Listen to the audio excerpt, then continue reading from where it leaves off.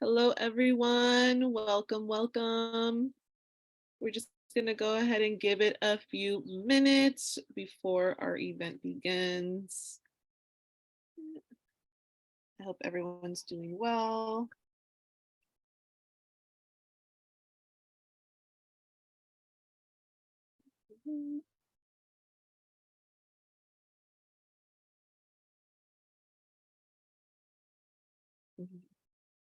Welcome. Hi, Nicole.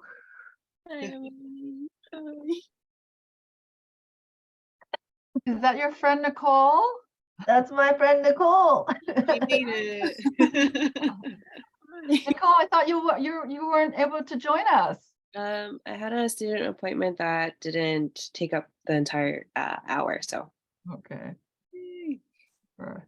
Awesome. Well, welcome everyone. I'm gonna go ahead and drop in the sign-in sheet. Oh no. Excuse me. Spoilers.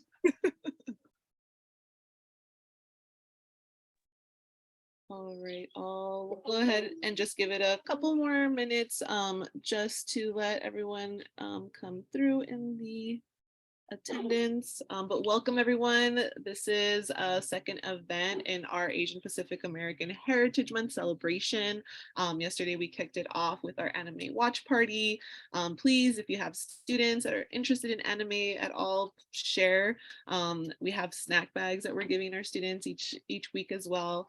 And each week it's something new that we're showing. So either movie or show. Yesterday we watched Blue Lock, which was the soccer show. I don't know if anyone's familiar. But we're going to continue to do that every Wednesday, 2 p.m. to 3 p.m. in Crater Hall.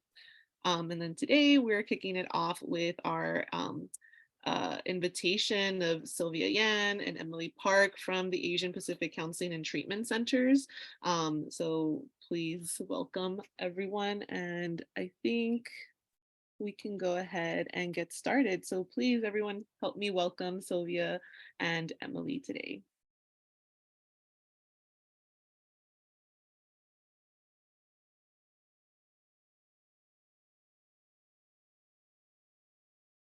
Putting my clock on to watch my timing. So welcome everyone. Hello, thank you so much. I want to first start off by thanking Carla and the committee for inviting us.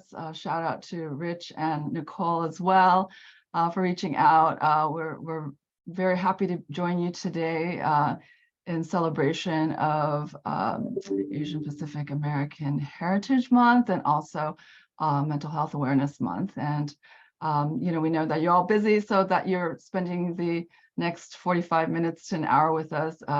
We really appreciate it. And especially, this is a topic that can be difficult, but we're hoping to spotlight it and maybe make it a little bit less difficult and have you aware of all the wonderful resources that there really are out there to support you all. So I'm going to, let's see. We're going to have some introductions, and I do want to mention that, when Rich invited me, I had said, okay, how should we, is it in person? Is it on Zoom? What format? And he said, well, it can be in person and on Zoom. It can be a combo kind of thing. And I said, how are we going to reach out to the most people? And he says, probably Zoom. So Zoom it is. But Carla mentioned that you guys have some in-person events. And if we were in person, I definitely would have said snacks, please. You mentioned snack bags. I would have said snack bags. So maybe as an introduction, so that we know who is amongst us, if you could just share and drop in the chat, a hello with, I'm a student, I'm a faculty staff or just a visitor, and maybe what snacks you would be bringing. I would be bringing a boba, crystal boba, not regular, and probably like a tea as opposed a green tea as opposed to a milk tea. And I don't know about snacks. I love all snacks, so I would be open to whatever people would share with me. So yeah, please let's make our chat box interactive, and we'll kind of take a look at that. And so first things first, agenda. We're set up an agenda just to kind of keep us moving along, more for Emily and I than anything, but we'd love to, again, for this to be interactive.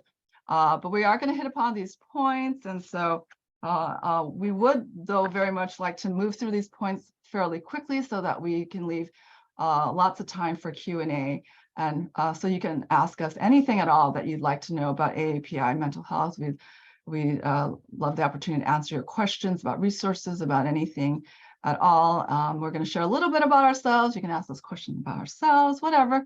If you'd like to share a little bit about yourself, that would be fine as well. All is welcome in the Q&A.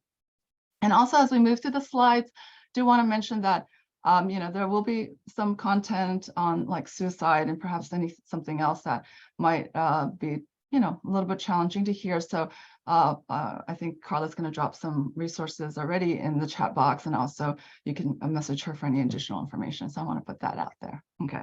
All right. So let's get started. Emily, introduce yourself, please. Hi, everybody. Thank you for inviting us to this space. My name is Emily. I am sick, so that's why my voice sounds weird.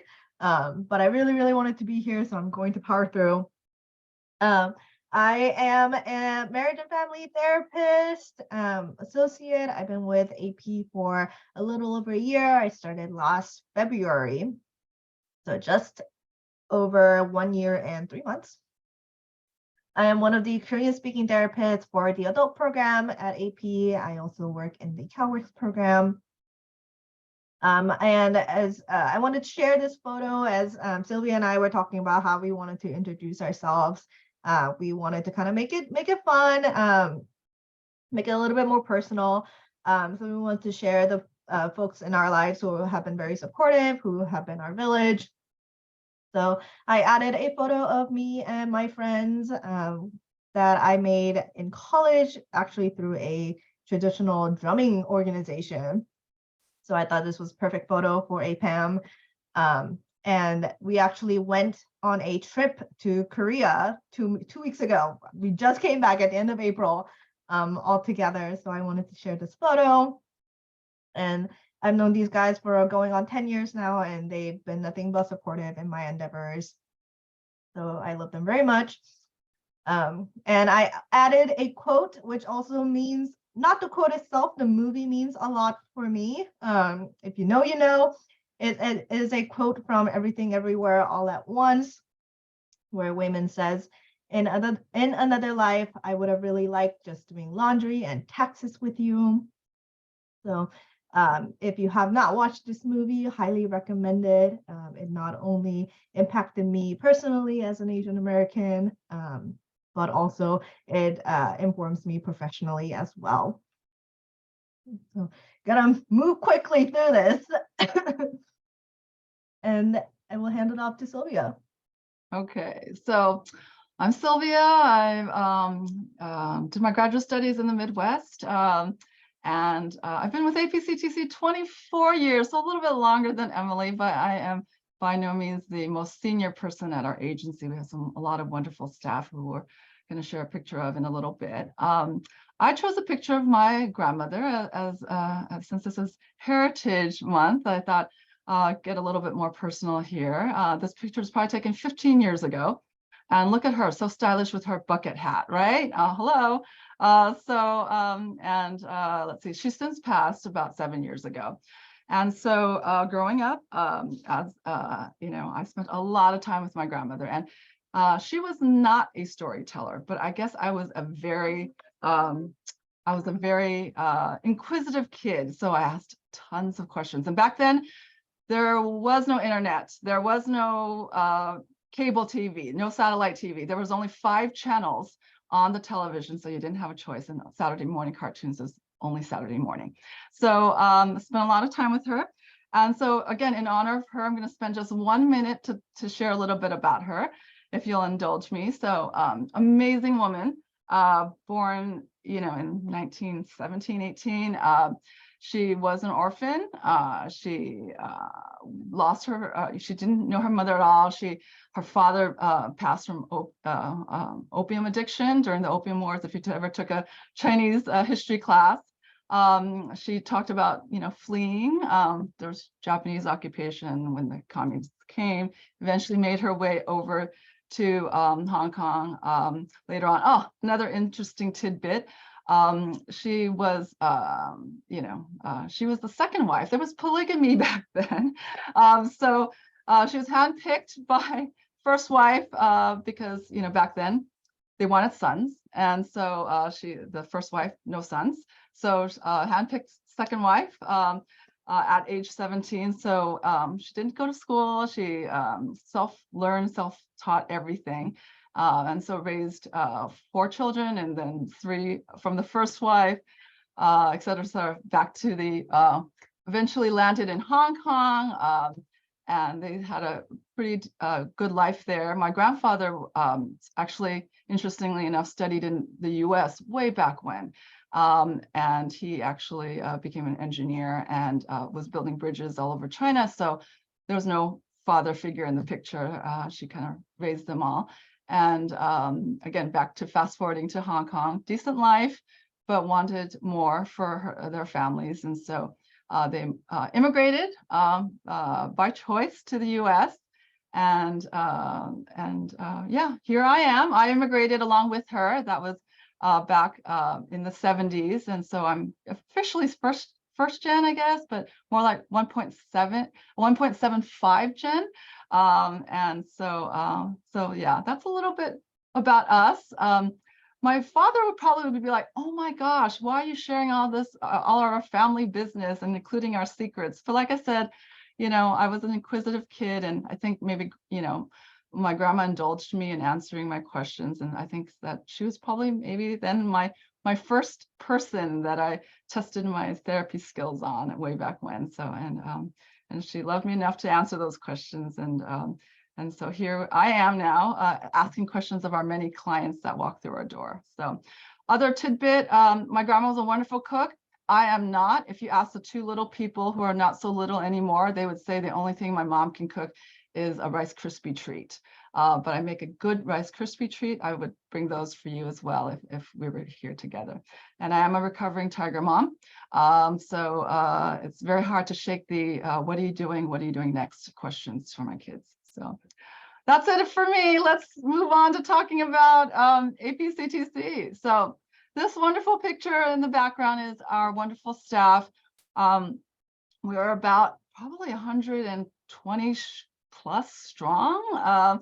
So I'm going to have Emily share our website really quickly so that you can kind of get a feel for some of our activities that these wonderful people do on behalf of our committee, our community. So Emily. So our website is very simple. It's apctc.org. And right on the front page, we have information about programs. Oh, sorry, before I go down there, right on the top, we have a navigation bar where you can go from home, about our history, on our staff, our programs and services, and other. Our homepage has a lot of information. We have a statement on the Monterey Park shooting from earlier this year.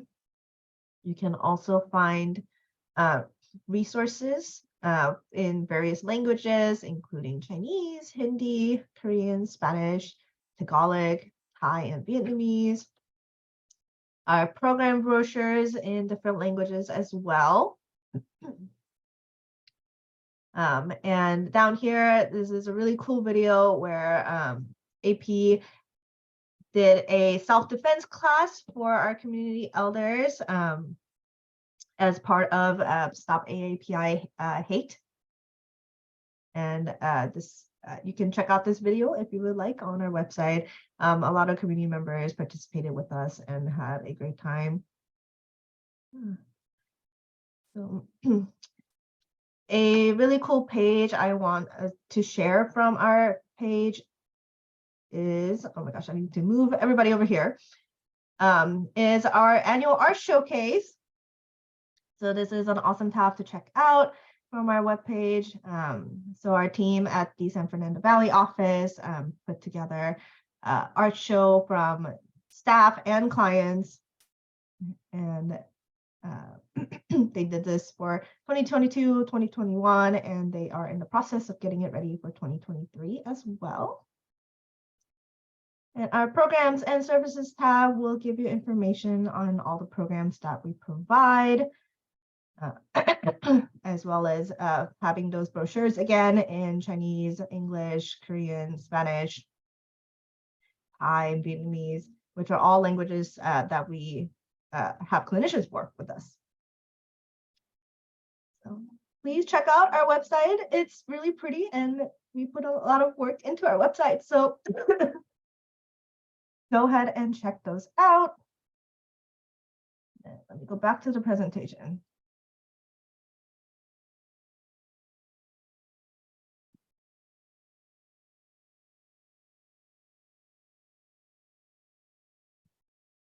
All right. So thank you, Emily, for sharing that.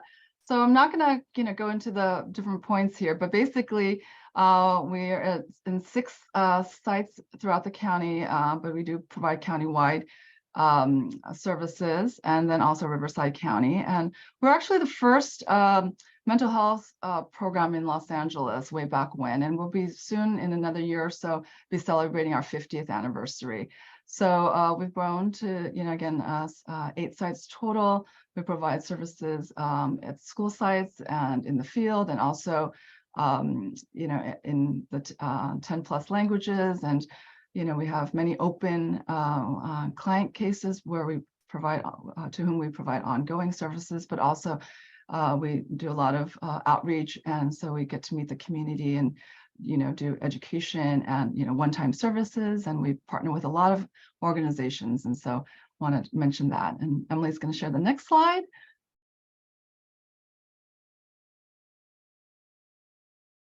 I am muted. I am now unmuted.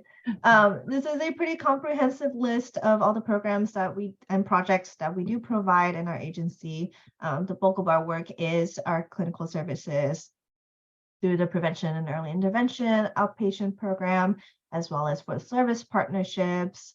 As mentioned, I'm also part of the CalWorks team, which provide employment-based therapy for parents who are unemployed. And like I said, the agency also partnered up with the California Department of Social Services for Stop the Hate. There have been some COVID-19 education, peer support training, and some PSAs. And much of this information can be found on our website. Moving on. So I'm just going to spend just a minute or two on just general, AAPI demographics or numbers in the US. And I also included some links here to some additional facts, fact sheets and what have you. So feel free to look at those links as well in your spare time. So yeah, Emily, next slide. So this slide shouldn't be a surprise to you. There's many Asian Americans in the country, and those numbers are growing, and we're expected to be really, double in number, at least in the next couple of decades. And again, not surprising if you've traveled outside the LA and California, the rest of the country kind of looks quite different than the diversity that we see here. So, but if you haven't traveled outside the country, you'll be surprised when you do, because there's so much wonderful diversity here that isn't necessarily elsewhere. But nonetheless, as a growing population, you will see the numbers growing all over the country. But for the most part, currently, California has the most AAPI folks, and probably the coast, or I should say West Coast, and up in the Northeast is where most folks do reside. But LA County, again, the county with the most AAPI population. So next slide, Emily.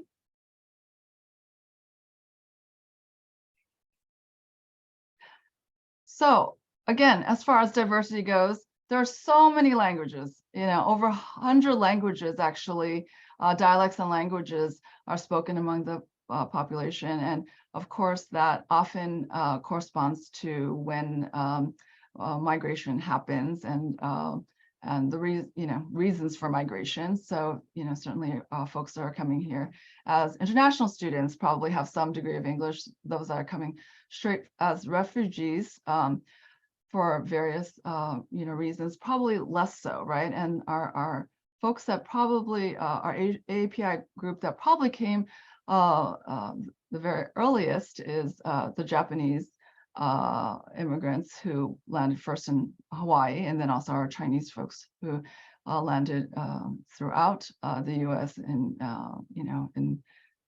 building our railroads and other infrastructure. So, and the other area where there's a lot of diversity, of course, is in the income. And as we talk about model minority later on, the income varies greatly. But I do want to point out that 12 of our 19 subgroups would have rates of poverty that actually are as high or if not higher than the US average as far as poverty rates. So I want to comment on that as well. So next slide. Then now to the AAPI mental health slides. So let's see, Emily, go ahead and forward.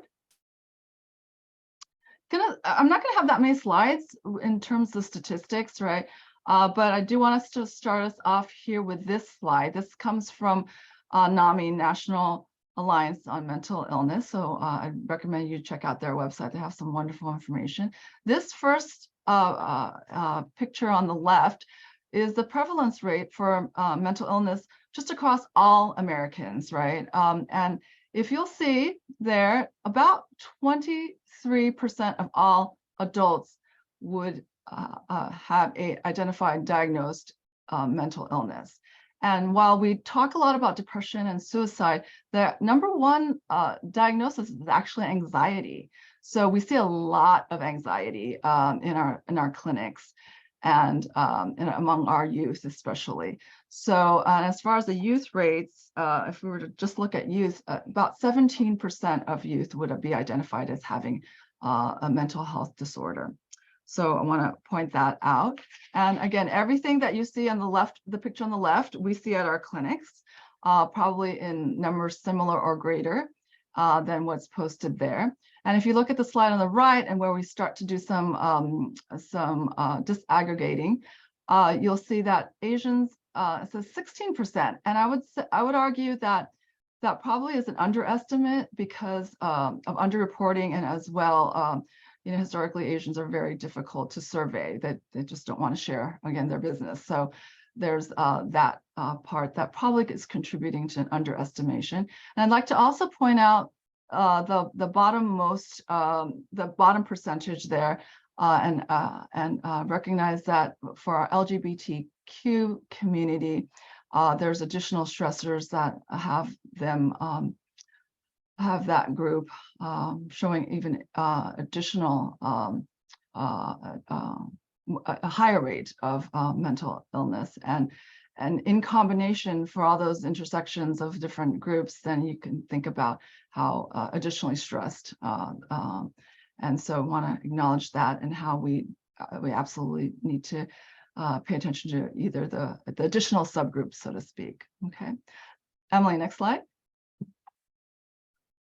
Now comes to the slides that I really want to spend a little bit more time on, and that is this data, which is on death rates. And we're going to probably just focus in on this slide. I don't want to introduce everything else as far as the rates of API and the other disorders, because I think that this slide itself illustrates how AAPI mental health needs additional focus, and how we really need to work towards getting folks more services. So as far as disaggregating data, in the box on the left-hand side, if we were to look at all the people in the US, okay, you would see that suicide is the 10th leading cause of death. Not that high relative to all the other causes of death. But once you start breaking it down a little bit, if you looked at all men, okay, suicide is now the 8th leading cause of death. Okay, again, not too high. And if you look at the women, suicide actually drops out of the top 10 causes of death. Okay, but now if we're going to break it down even further, okay, if we look at just men ages 1 to 19 or age 20 to 44, that rate of suicide or the death rates by suicide jumps all the way to the second leading cause. Okay. And if you look for women, right, age 1 to 19, it also is the second leading cause. And then 20 to 44, it is the third leading cause. Okay. Now, if you look at the tables to the right, okay, and we're looking at Asian American men in the US, and these are the CDC, Center for Disease Control, 2018 data. For Asian men, age 1 to 19, suicide is actually the leading cause of death. Okay. And by leading cause of death, right, it's just that, okay? Unintentional injuries. So everything else that's unintentional, accidents, car accidents, etc., right, is second, okay? And then if you move on to the 20 to 44-year-olds, it swaps places, right? But suicide is number 2 leading cause of death, okay? And then cancer and other what we would call physical health issues are third and onwards, okay? If you look at the women, all right, suicide for our 1 to 19-year-olds is the second leading cause of death, only second to, again, the accidents, okay? And if you look at our 20 to 44-year-olds, the suicide rate is the third leading cause of death, okay?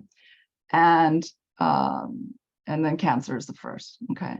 So I want to just sit for a minute. I'm wondering if this is new to anyone, if you're surprised by this, if you want to share some reactions in the chat box, we'd love to see them. You know, even as much as, you know, we look at studies, we look at research, and again, you know, the studies, depending on what study you look at, you know, rates are higher or lower, but, you know, CDC is the CDC, right? They are the information gathering for the federal government. So to see that these rates are what has been found, I think it continues to, you know, be very, you know, challenging to see the numbers. So let's see. And, you know, if you look at that box down there, Asian American youth, age 15 to 24, if we aggregate the ages a little bit differently yet again, you will see that this is the only racial group where suicide is the first leading cause of death. Okay, and this fact was presented by Dr. Joyce Chu, who's up at Palo Alto University. She's one of our speakers at the annual Asian American Mental Health Conference for LA County, which I chair. And so that comes from the AAPI suicide expert and researcher and clinician, et cetera, professor. So I meant to, you know, go and ask her for the citation for that, but that she spoke to this, I would definitely take it as fact. So, all right. So again, tough, very sobering statistics. And so I want to, you know, again, acknowledge that. And I also want to bring up one more, you know, we don't have time to go through, you know, the other ethnic and racial groups, right? But I do want to take this moment to also acknowledge for our African-American community, suicide is not the #1 cause of death, but homicide is, okay? And so I want to point that out. I want to point out that the gun violence is in large part, right, contributing to that the homicide rates. And so I want to, again, use this time to also acknowledge that just earlier this week, right, in Allen, Texas,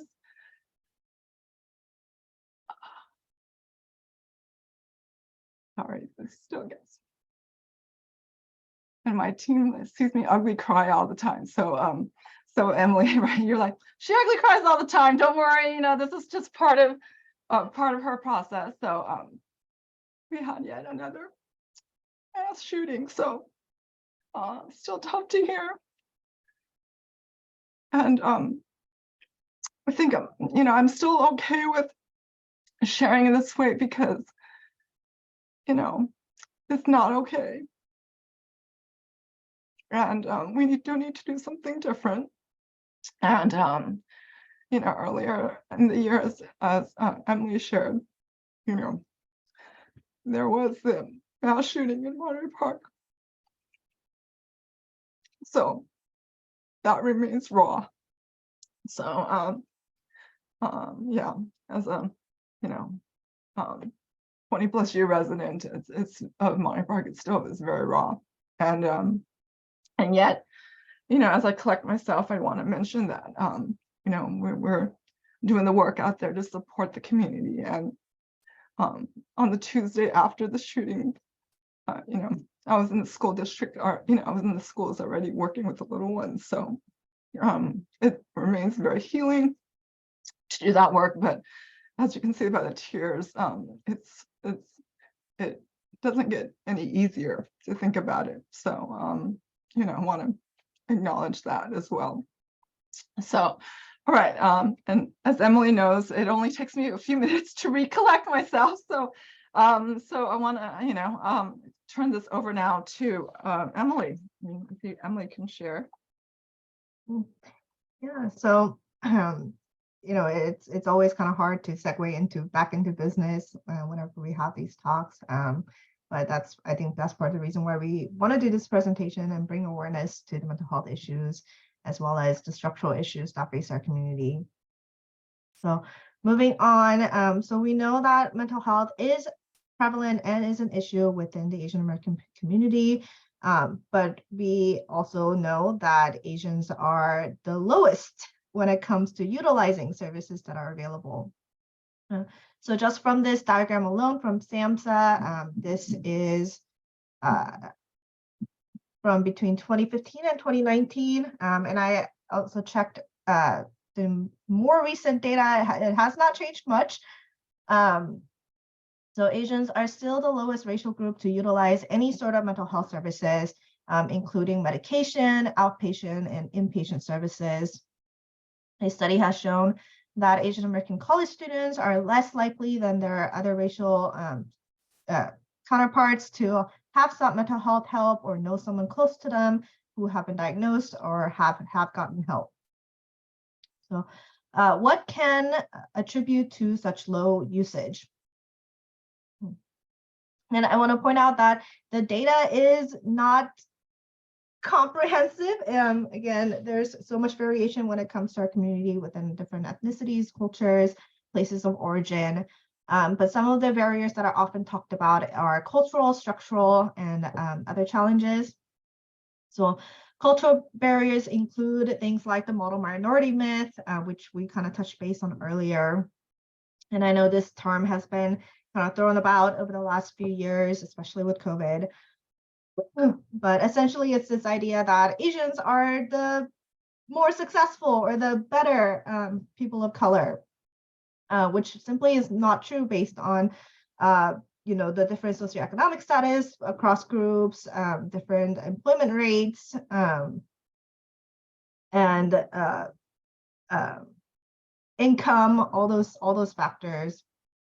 But this idea can certainly become internalized, and I think for a lot of us, there's this idea of, oh well, we shouldn't feel bad, we should be successful, and that can lead us to not really recognizing symptoms of mental illnesses, or denying that we might have mental health issues.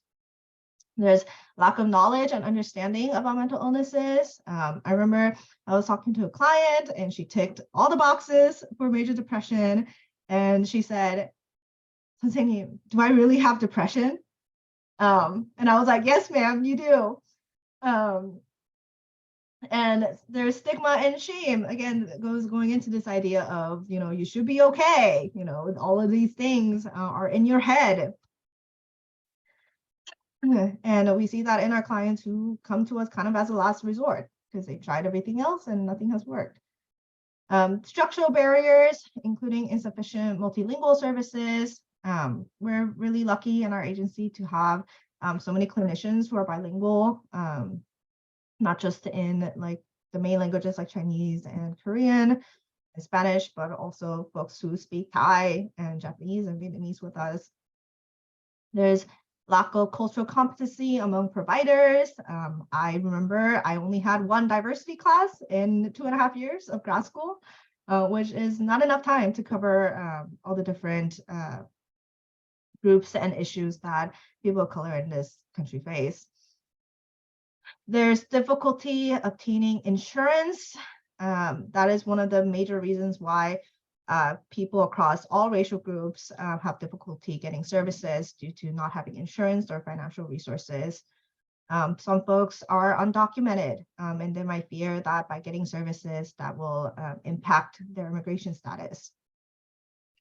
Other challenges include not enough data, which also leads to not enough research on interventions and treatment plans, as well as lack of participation from our community members themselves.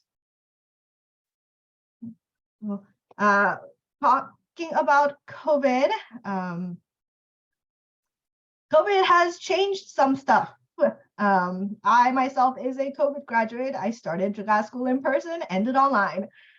And since COVID first began, I think everyone have heard the increased rates of violence and hate crime amongst Asian American communities.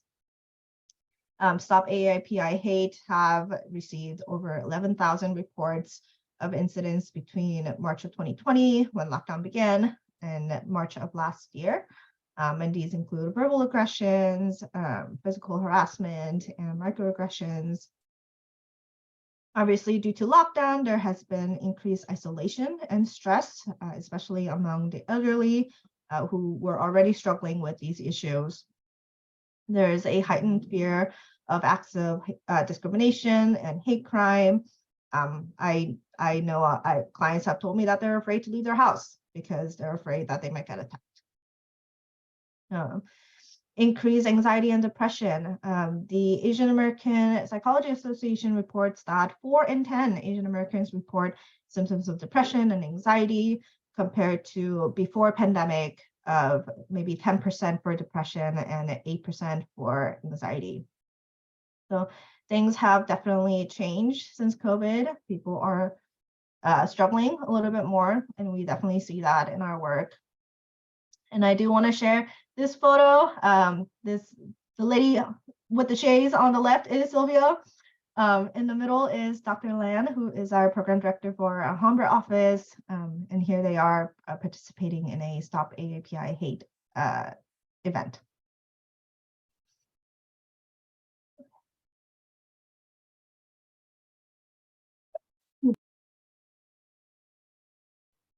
So what are we trying to do about all this? At AP, I already mentioned our traditional programs, and which we've had, for decades. But, in recent years, especially in our COVID and post-COVID years now, we've done so much more in terms of outreach and, to our AAPI communities.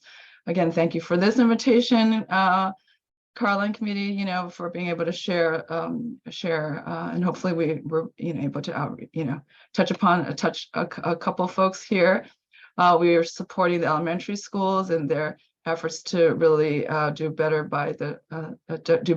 with the social emotional learning, which they're supposed to get, I think, 20 minutes at least every single day. We're educating out there in the community to destigmatize about mental illness, and also providing, webinars on parenting and stress and mental health first aid, bringing education that maybe is seemingly less mental health focused or talking about mental disorders and more about parenting and stress, which is more palatable to some folks as an entry to talking about mental health. We do a lot of training. So as part of my role as the training director, we have folks pursuing master's and PhD programs who are social workers and therapists in training, and they spend their practicum year with us. We're partnering with a lot of community-based organizations, faith-based organizations in primary health. There's many wonderful community-based organizations out there. So it doesn't necessarily have to be a community mental health center where services are sought. So I would highly encourage folks to look at those sources. And of course, there are school universities, and like our GCC, you have counseling services there, so please access that. We are also doing a lot, again, a lot more advocacy, flat out advocacy that we maybe hadn't done as much, much earlier on or decades ago in the same way. So we're really, working on our Stop the Hate projects, promoting visibility and representation, and really trying to get more involved. We meet with political leaders. Our director was there when President Biden visited to enact his executive order on gun violence, right, and trying to have better red flag checks. And so she was there in the room when he was presenting on that. And, I would say, on an individual basis, encouraging sharing, and your secret becomes your story when you share it, right? And it becomes, less scary, and if the more you talk, the more someone else might want to share as well. And so the next slide that we have for you, Emily's going to share again a little bit more about the resources. And this is by no means a comprehensive list of all the resources that are out there. I also, I want to point out too, there's resources available for faculty and student at GCC as well. And on our website, we also have a list of resources. And so the main ones that I wanted to share is the 998 National Crisis Line, which began last summer. So this is a number that you can text and you will be matched with a crisis counselor. The National Suicide Prevention Hotline, LA County Department of Mental Health Crisis Line, and some community agencies and orgs, including our information down here, and the Asian Mental Health Collective, which has a directory of providers who are Asian American or have Asian American languages services. And just to close before our Q&A, we do want to offer some tips for your own mental health, right? Because it starts with you. What you can do is just start with good self-care, right? Maybe pay attention to your mental health more, and maybe doing that actually starts with your physical health, right? If I could have everybody, do a little bit of exercise, that goes actually a long way. Taking a walk, right? And getting some sun, right? A lot of folks, especially in the pandemic years, did not actually even emerge from their home very often, and so kind of getting reacclimated to being out and about in the world is really important. Taking care of your mind, right? That may be something as simple as be mindful, and by that, when you have your morning cup of coffee, are you sitting still and enjoying it, right? Or are you on the go running around? Does that mean you're smelling your coffee? You're, feeling the warmth of your coffee? You're going to be thankful for your coffee because it'll help get you through the day, right? Is it just being simply mindful? And so we don't necessarily need you to, start running marathons or taking up a second language to improve your self-care. Maybe it's just something as simple as that, connecting with others, right? Really, supporting those around you, listening, right? For, if they're sounding not themselves, right? Connecting with somebody that you haven't connected in a long time. Even though I say here, consider your relationship with social media, sometimes it might just be sending a text, right? To connect with somebody.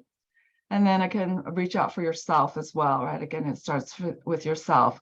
Are you a caregiver, right? Or do you always take care of others, but not yourself, right? Do you have some anxiety that percolates and, maybe I can go talk about that anxiety a little bit and get to know it a little bit and figure it out, or maybe there is, thoughts of suicide there. And for that, I would say, absolutely, please go get some extra support, right? And, I among the bullet points I did have on the blue patch here in the slide is consider your relationship with social media, right? especially for your little ones, right? If you have little ones, all right, because I do think there it might be too much of a good thing, right? And I don't know about you, but when I go out dining, oftentimes I look to the left, I look to the right, and I just see a lot of iPhone. I see a lot of phones, and I see a lot of phones propped up in front of babies, and so that's pretty tough to see. And instead, maybe put those phones away and connect and have conversations again, because our little ones really, they need you more than they need their devices. And so something to think about. And as well for you all, maybe the human contact as opposed to the devices as well, because I do think that that's something that we'll need to pay even more attention to moving forward. So, all right, next slide. That is it. We really wanted to leave lots of room for questions. We yay. got so if you guys have any questions or just any comments, discussion topics. Also, Sylvia, I don't know if you saw, but some of our team members are also here. I know, yay, our team. Thank you for stopping by. So, and supporting us as well. So, yeah, feel free to unmute and Carla, if I don't, any questions that any of the community members had, so. Yeah, if nobody, but if anybody has any questions, please drop in the chat, or please feel free to unmute yourselves and join on in. But I do have a question for both Sylvia and Emily. So Sylvia, when we were communicating, you were telling me how you were, been here for 25 years at APCTC, which is incredible. Congratulations. And I'm just wondering how you have seen a change to like mental health access over time that you've been at APTC. And Emily, you're just starting out, you're just finished. Congratulations, you did all to you too. You just finished your program too. You're starting out in your career. And I'm wondering, like, what's your hope for the future for mental health access, either in general or like specific to the API community? Okay, I guess I'll start first. I was just looking for the button to maybe stop sharing. So Emily, if you can take care of that, so we can see a couple of faces amongst us. Let's see. I would say maybe with the last point I made in the last with the last slide, there was barely internet back then, 25 years ago, honestly. So that's probably been the biggest change for good and not so good, right? The rates of disorders is we've always seen anxiety, we've always seen schizophrenia in our clinics, we've always seen bipolar disorders, right? So we've always had all everybody walk through their doors. The good is that now there is, I think, more dialogue out there, right, in social media, and sharing being offered. But then on the flip side, I do think that there is challenges such as, again, too much exposure, right, too much oversharing sometimes, the effects of contagion when it comes to suicide, not being able to sort through, like, when somebody passes from suicide, getting the accurate information, right? Because sound bites are shared as opposed to, really the full story, right? And so I think that is a challenge. And of course, for our young ones who are just glued to the devices, our tweens and teens and even younger kids, right? There's some sense of further disconnect with their families, right? Once upon a time, like I was sharing with my relationship with my grandmother, there was no other stimulation, right? You once the Saturday morning cartoons were done, you're kind of left with really bad TV, and you're talking with your adults in your life, and they're talking to you if they're there and not working or whatever, right? Now you can be in a whole house full of folks and not talk to anybody, right? And even our multi-generational households have more quickly lost their language. And the language barrier, I cannot overestimate, or however I want to say this.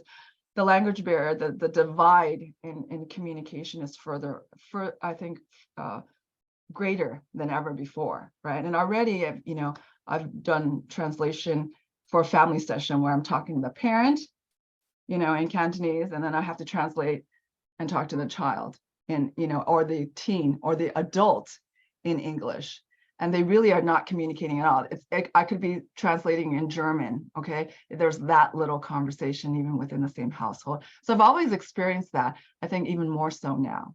So I said a lot, Carla, to answer, but I think that's the one, major, difference that I've seen, that sadly there is more disconnect. And I'm really hoping for everyone to, again, reconsider the social media and how it's used in their household. Because I'm thinking if we put away the phone a little bit more, then we're going to be able to connect with the people more. And again, the Surgeon General just last week talked about how isolation, right, is just as big a factor in poor health, right, than heart disease or obesity or smoking, etc. Right? So that's something to pay attention to. How can we connect more? So, Emily?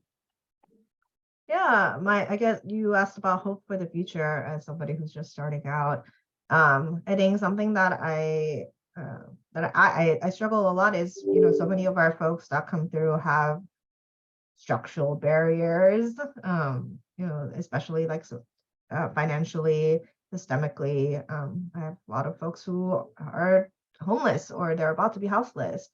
So those aren't necessarily things that mental health services can solve, but those are things that will certainly help folks be in a better space. So I would love for more structural support, more systemic resolutions, which is, I think, a tall order.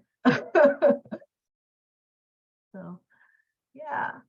Thank you both for sharing. Yeah, I think those two aspects are really important. And to your point, Sylvia, I did see like NPR also put out an article of like, the importance of talking about social media and like how to use it and with your children, especially when they're free and they have their phones and they have their own like, time to be able to peruse, and how it's really not created in mind with, children at such a young age of social media. So I think it's an important point. And Emily, that just, tells me social justice warrior trying to figure out, how to be able to help these individuals who largely are people of color, that are struggling with, low socioeconomic status, houseless, financial struggles, the entire case. Yeah, so definitely. Thank you so much for sharing. Anyone else have a question that they would like to share in the chat? If not, I do have a follow-up question. All right. So what was your first experience with mental health resources or a mental health resource? And how do you think it impacted your decision to become a mental health professional? For me, I mean, I was a psychology major, right? And so, I was already exposure through school, and I was a generic psychology major because I didn't know what else to do, what else to major in, but it stuck. And so I was very happy that it stuck, and, pursued grad school. Interestingly enough, I've worked in various settings before, but I didn't actually have my first Asian client until I started at APCTC. So, so you never know what's gonna be meaningful, and so, but it does feel very different to serve my own community, I have to say, and so it's just been such a great fit for me to be doing this work. I love providing therapy to anyone who's willing to walk through the door, but I do the idea of knowing that it does matter, right? Representation matters. It does matter to share same culture, same language, to be greeted by, Asian and Hispanic faces when they walk through the door of our center, and that matters. And I think that people stick around, and receive services, not just come one time because of that. So I don't know if I quite answered your question, Carla, but yeah, I think that's what drew me and has kept me in doing work at APCTC. Thank you. Emily? Yeah. I remember I got counseling in college, and it was for a completely unrelated issue. But I remember I wanted to talk about like family and growing up and bicultural issues. But those things never came up, and maybe it was because I was seeing her for a completely unrelated issue. And I don't know if I have time to share my like college history here, but I had a very stereotypical upbringing of like, you know, you are an Asian woman, so you got to be a doctor or a lawyer. So I tried to be a doctor or a lawyer in college. It did not work out. And I was really struggling because I really had like an identity crisis of like, oh my God, like I am failing out of organic chemistry. How can it be when I'm Asian?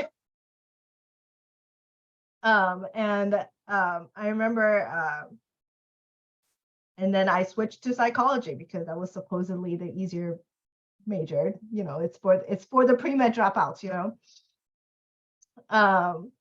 And then I started working in a research lab that dealt with mental illnesses, specifically psychosis. And it was really I felt like joy in working there, something that I have not felt doing organic chemistry. So I think that I kind of solidified my decision to go into mental health. I wasn't sure like what exactly. So I took a gap year before going into grad school to work at a inpatient clinic. And I think that helped me decide fully that, hey, I think I want to do therapy. And here I am. I'm sorry, I don't know if I answered that question because I started having like memories and flashbacks to college. No, yes, definitely. I think that's where I kind of wanted to get. It's just like, you know, college experiences, personal experiences of just like your first interaction with that and what it has inspired you. And it sounds like, you know, Sylvia was a lot of representation and being able to be that person that maybe you didn't have growing up or you didn't see growing up. And then Emily, just like the experiences of just taste here and there and just the comfort and the love. Yeah, definitely. Thank you. Anyone else have a question? So one of the things I do want to point out is many of our, you know, faculty, staff, classified, there's a lot going on with our students that they're, you know, going through and challenges that they're going through. And it can be very overwhelming, like being on the other end and hearing all this continuously, right, as we're meeting with our students. And so I'm wondering how you are all able to handle burnout, you know, in the professional field, and being able to recoup and recover from the experiences that our students go through, because it can be very, very difficult to hear and very difficult to handle. Thanks for that question. And you know, during the before the pandemic, we would meet and we, you know, and again, we've been very fortunate to, you know, always be a very supportive place to work. But during the pandemic, we had to do things differently, right? We were no longer sharing the same physical space. And so, you know, I started to do things differently. We had to do Zoom. We had to do all of our supervision group, right, in Zoom. And I think very fortunately, though, as clinicians, right, we have to do supervision, meaning, you know, support folks in, you know, processing cases. And so we moved to doing it by Zoom. And so through Zoom and connecting, we, you know, have carried that on, you know, beyond just supervision group officially. You know, I still do, even to this day, you know, Monday morning check-ins with, you know, my team. And I love that. I love hearing. And we always start off by talking about what self-care you did this past weekend. Okay. And that's just as simple as that. What did you do? What did you eat? Tell us how, you know, and the expectation is that you did something, whatever self-care looked like for you, even if self-care was, I cleaned out my garage, yay, right? we start off our week talking about that. So hopefully you're at your GCC community, you do have other supports, collegial supports to that really truly emphasizes self-care, and that you're able to get that sense of support, and on a very regular basis, even when you're like, oh, do I have to go? But that you push yourself to do it, because we really do need that refueling, right? And that camaraderie that maybe we've stepped away from during the pandemic years. And hopefully, there's ways to do that always, So. Yeah, I think for me, it's an ongoing challenge on how to handle it. I think it looks different from day to day, from week to week. I think the biggest thing is like recognizing when I need a break and not trying to deny that, and not trying to try. I think it always comes with a sense of guilt for me, where I'm like, oh, I need a break. No, you don't. I do. So really challenging myself to be more compassionate towards myself and recognize like, oh, okay, I do really need to kind of step back, or I do really need to take a break, and allowing myself to do that. And even if it means I might have to cancel on a few clients this week. Yeah, thank you for pointing out. I think that's important too, because I mean, you're someone starting out in your career too, and like sometimes we're eager to just be like, let's take on everything so they can see how strong I am and how I can handle it all. So being able to just recognize that, like, no, I'm also like a person that needs time to themselves and needs to reset as necessary and as needed. And if we're not okay, and our bucket is not filled, how are we going to be able to fill like our clients or our students' bucket? So yeah, definitely. Thank you so much, Sylvia, Emily, for sharing and coming to join us today for our Asian Pacific American Heritage Month. I really do appreciate you coming and exploring the different resources that it has to share, and also just learning a little bit more about both of you. So thank you so much. I wish I could have been here for the anime party. Next week. Thank you, Carla, for inviting us.